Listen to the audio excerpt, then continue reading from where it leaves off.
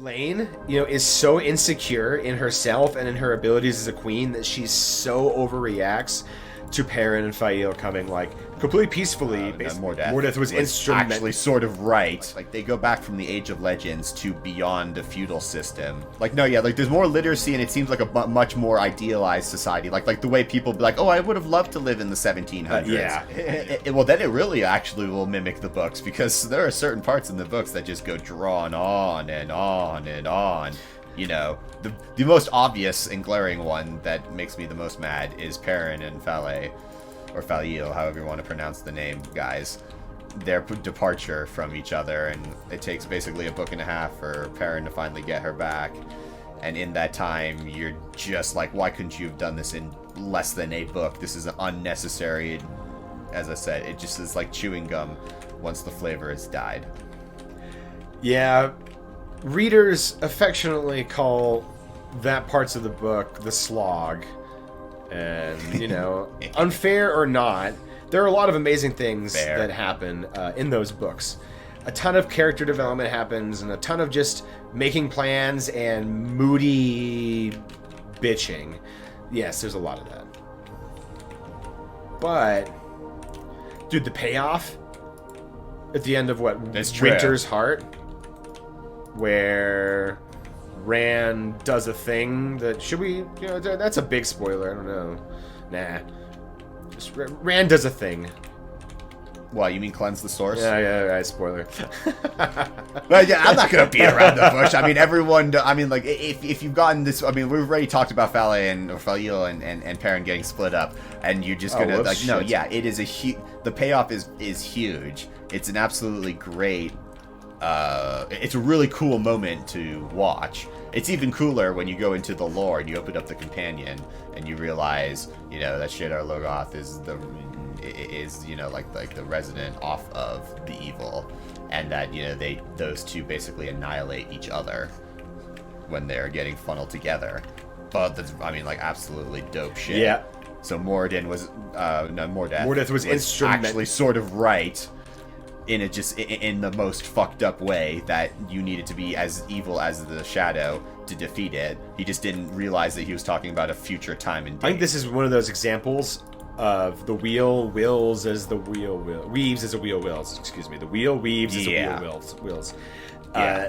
This kind of stuff had to happen to had to set up event. There had to be a way for Rand to cleanse the source and maintain the balance and the power. Therefore, there had to be a place that was bred into itself to defeat the Shadow, and all these series of events that go back to. There is no beginning, but in this turning, to the certain points that needed to happen. In this turning, we can say Luz Theramon, his time, his encounter with the Dark One. To put it mildly, which, man, I really wish they had included that in the story, in the show. That would have been such an awesome way to introduce the character, the world, what the stakes are. Yeah, because I remember when we initially watched it, we thought the reason that they hadn't included that, because we hadn't looked up the actor cast or anything before. Yeah, we went in totally blind, it, so we didn't realize this yet. But when we first watched it, we were just under the impression for the first 7 episodes that they hadn't even cast an actor for Luz Theron. Until we realized at the beginning of episode 8, they did cast an actor for him and had him do shit.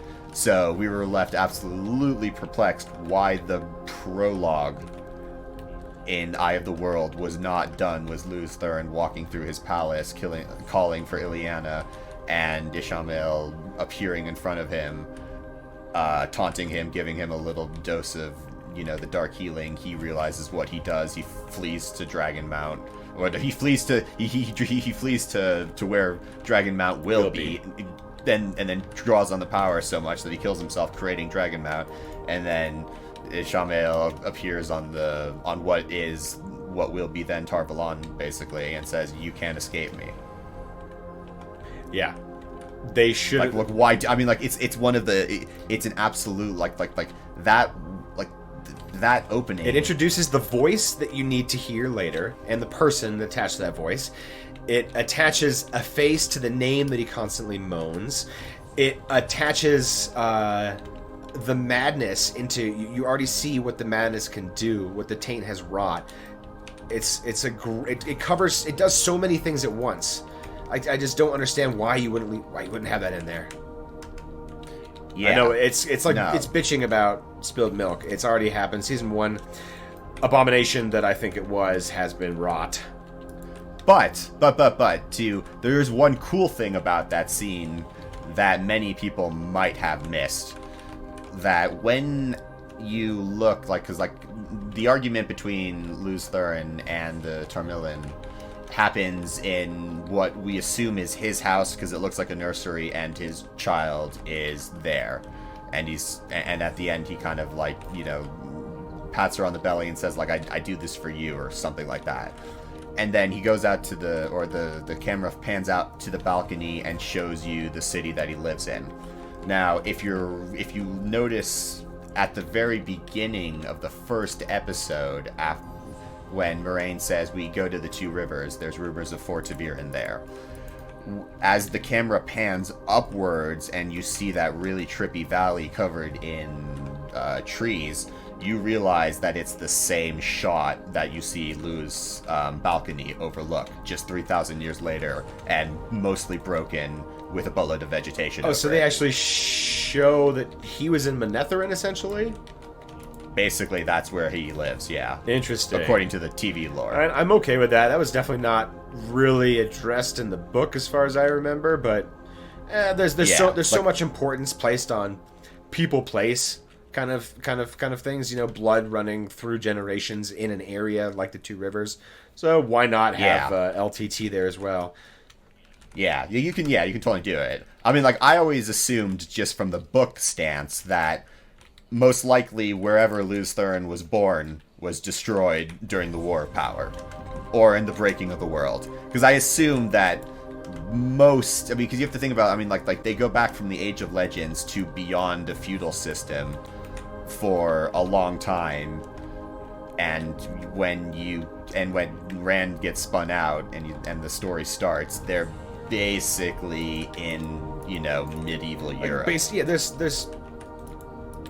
Okay, so they have clocks are readily available. Most people can read, it seems like.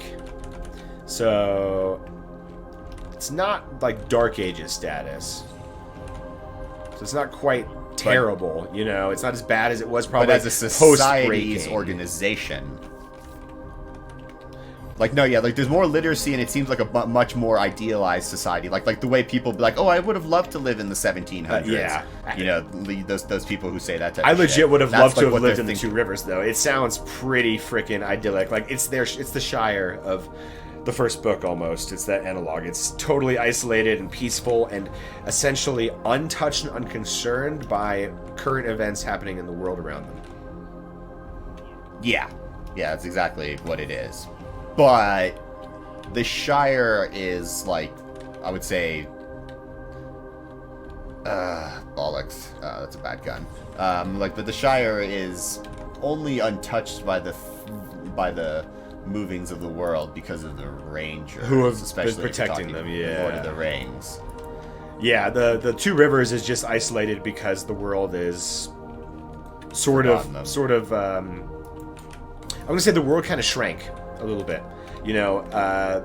Kingdoms consolidated their power to certain levels, and then there's these fringe areas that are hard to get to, that are further away from the seat of power, so they get neglected and over the course of generations basically forgotten about. Unless you're snooty Elayne, who believes lines on claims that they'll be like, just you run in my borders and everything, and then you're like, oh really? Yeah, but where were your people to defend my people when Trollocs attacked? We haven't seen a tax collector from you, or even knew that you basically existed, the younger generation in complete earnestness. So, you have no authority over us, especially now that we have, kind of shaken off our small-natured yoke and have reemerged as the kindred spirit of Manetheren. after the Trolloc battle. Yeah, I mean, like, that's basically the vibe that gets sent. And Elayne, is so insecure in herself and in her abilities as a queen that she so overreacts to Perrin and Fael coming, like, completely peacefully, basically delivering her the two rivers. Like, listen, we fought off White Cloaks, we fought off Trollocs and Myrddraal, we fought a goddamn Borderlands war in the middle, in your kingdom supposedly, and you didn't do a damn thing about it, and you're gonna lecture me about raising a banner, Miss High and Mighty? Oh, man. And how about not doing anything about the White Cloaks assaulting your own citizens? Yeah, if you're so concerned with this citizenry, why weren't you there? And you say, oh, well, the crown was occupied elsewhere? Oh, well, sounds like crown doesn't care enough to keep us in their thoughts and in their efforts, so screw the crown. I mean, God, I know that's not really how Perrin is, but God, she's such a cunt about it. I'm sorry to use that word, but that part is so frustrating when she's such a bitch to Perrin and Fael about it. Like, oh yeah, okay, people will say she's a queen. She threatens to execute she's them. She's proving a point. Yeah, there's that, and there's also like, and then expecting. I thought you were gonna ask a boon of me and try to be all annoyingly gracious about it. Like, girl, you got a lot of growing up to do to become that queen. Like, you may have a ring on your finger that says you're Aes Sedai, but you are half the woman your mother was at this point. Like, damn, girl, you got some growing up to do. I don't think Morgase, in her right mind, would have been nearly that dismissive of Perrin. She was a lot more practical and pragmatic about the two rivers when confronted with Rand, claiming to be a loyal subjugant of the queen. Smirking and telling Elayne, yeah, right, the Two Rivers hasn't seen a tax collector in 6 generations. Ask him if he knew he was a part of Andor. And then Rand... He's like, no, I had no idea you existed. Yeah, like she is so much smarter than her daughter. Yeah. And even more like foresighted too. I mean, like, you can say that this was like the pattern, making sure that Elaida didn't get her hands on Rand early on. But I like to more think about it that Morgase was just like, no, I'm not going to let you fucking talk to him because this is just I know what you're thinking and this is stupid. An axe, he tumbled into the garden. Nothing suspicious here. And just because he's a man doesn't mean something. Well, it is the funniest, like, most suspicious thing ever. If you are a medieval queen and some farmer-looking dude with a legendary sword, basically, just happens to fall into your courtyard and talk to your daughter just accidentally on the same day, the most evil channeler ever comes through your... Like, no. You're absolutely gonna look at that and be like, there's some shit going on, there's some shenanigans. And then you've got Elaida going, oh, he is a bringer of great change and destruction and... a current swirl around him, and he is at the center of it all. You're like, oh, damn. Okay, so this person is, like, I don't know. I'd be suspicious if confronted only with those facts, with no other knowledge. No, that's true. And then also to top that off, Gareth Bryn also says somehow the sword belongs to him. He doesn't understand it, but he confirms that that Rand is the owner of that. Yes. Not saying that he is a blade master, but saying that the sword belongs to him. So it's like, you are right though. There are so many shady things, but as I said, I like to think that it's like the wheel, making sure that he needs to do that, or just Morgase is just that, because she's as we said, a very wise queen. Smart, and she's seen some shit. She's done a lot of political maneuvering. They always say the Karyenan are the ones that play the game of houses the best, but it always sounded to me like Morgase had that on lock. Tom, the master of the game of houses, always had super respect for Morgase's abilities, and she was the only one who could ever beat him at a Game of Stones. Yep. Yeah. Another character that I'm disappointed in the depiction of, unfortunately. Yeah. It's like I like the actor that they cast. I've seen him in other things, and I like the way he portrayed what he was given, but he doesn't have the same bardly I expected more that I expect from Tom. He, the doesn't even have the mustache to they didn't even try to do that. Well, they could have just gotten Sam Elliott to play it, man, and I would have bought that. Oh, that would have been funny. The Sam Elliott has the right kind of voice, I would have loved too. It. It's maybe not classically bardly, but he's got a ring to it. No, but dude, I know. Just imagine the Sam Elliott, doing doing some of the poems. Oh my god, I want to hear that so bad. That sounds awesome.